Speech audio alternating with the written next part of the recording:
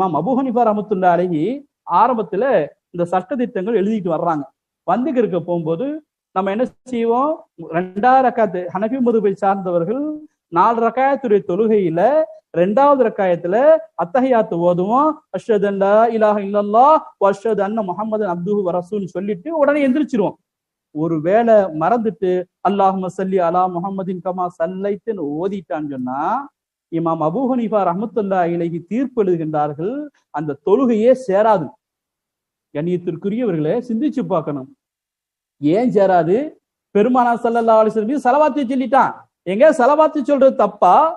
4 ரக்காத்து தொழுகக்கூடிய தொழுகையிலே 2வது ரக்காயத்திலே அவன் மறந்துவிட்டு ஸலவாத்து சொல்லுகின்றான். இந்த தொழுகை இப்படி தொழுதா தொழுகையே கூடாது என்று அபூ ஹனீஃபா ரஹ்மத்துல்லாஹி அலைஹி ஃபத்வா கொடுத்துடுறாங்க.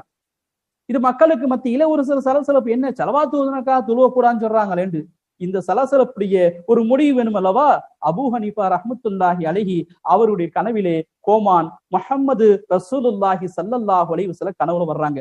கேட்கிறாங்க, என்ன அபூ ஹனீஃபாவே, புதுசா ஏதோ ஒரு சட்டம் போட்டிருக்கலாமே, என்ன சட்டம்? தொழுகையில 2வது இருப்பில யாராச்சும் அத்தஹியாத் முடிஞ்சதுக்கு அப்புறம் என் மீது ஸலவாத்து சொன்னா, மறந்துட்டு ஸலவாத்து சொன்னா தொழுக கூடாதுன்னு சொன்னீங்களாமே.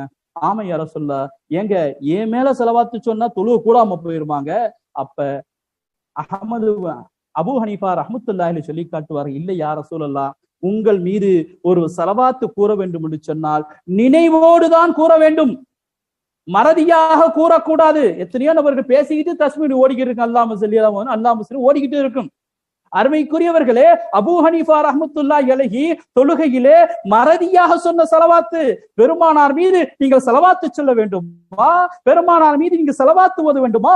நினைவாக பெருமானார் மீது நான் ஸலவாத்து ஓதுகின்றேன் என்ற எண்ணத்திலே நீங்கள் ஓதினால்தான் கூடும். அதனால் தான் யா ரசூலுல்லாஹ், உங்கள் மீது மறதியாக யாரும் ஸலவாத்து கூறக்கூடாது. அப்படி மறதியாக கூறியதால் தான் அந்த தொழுகை கூடாது என்று நான் தீர்ப்பளித்தேன் என்று சொன்ன பொழுது, எங்க அதுக்காக அப்பெல்லாம் செய்யாதீங்க பார்த்து சொன்ன பொழுது, அடுத்து பெருமானாரே முறையிட்டதுனால அபூ ஹனீஃபா ரஹ்மத்துல்லாஹி அலைஹி சொல்றாங்க, 2வது ரக்காயத்திலே அத்தஹியாத்திற்கு பின்பு யாராவது ஸலவாத்து ஓதுனா சஜிதா சஹு செஞ்சா போதும் சட்டத்தை மாத்துனாங்க. கண்ணியத்திற்குரியவர்களே, இமாம்கள் எந்த அளவு உயர்ந்திருக்கின்றார்கள் சிந்திச்சு பார்க்கணும். ஏன்னு சொன்னா, பெருமானார் மீது ஸலவாத்து ஓதும் என்று சொன்னால் விழித்தவனாக முழித்தவனாக பெருமானார் மீது ஸலவாத்து சொல்லுகின்றோம் என்ற எண்ணத்திலே ஸலவாத்து கூறினால்தான் அந்த ஸலவாத்து உயர்வு பெறுகின்றது என்று இமாம் அபூ ஹனீஃபா ரஹ்மத்துல்லாஹி அலைஹி சொல்லித் தருகின்றார்கள். ஆகையால் ஸலவாத்து எல்லா விதத்திலேயும் உயர்வானதுதான்.